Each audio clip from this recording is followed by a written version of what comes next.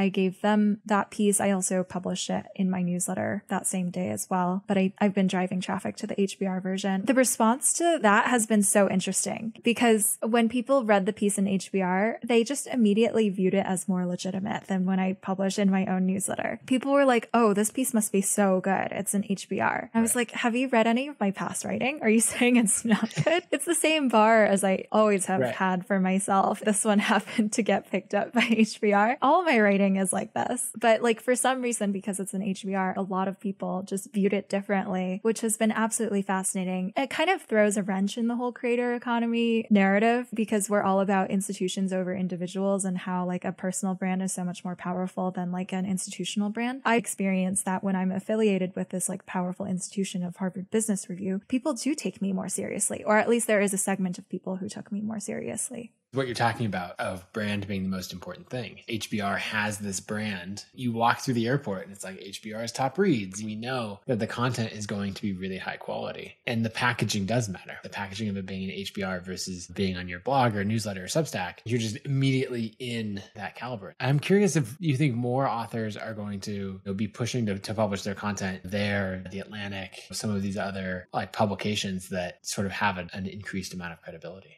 I think they should. Just as we kind of diversify our different revenue streams and business models as creators, I think we should also diversify where we publish content in order to expand our reach. It's like the idea of content collabs that we do with other creators. Like, how do we leverage each other's audiences in order to grow? Writers can accomplish the same by distributing elsewhere and tapping into an established publication's audience. If there is a publication that writers really admire that could be harnessed for audience growth, where that publication probably has a large base of users who would also be interested in your writing, I think it's definitely worthwhile. I don't think it needs to be done constantly and like exclusively. I don't really believe in doing anything the same all the time, but here and there, like writers can choose to leverage other platforms for growth.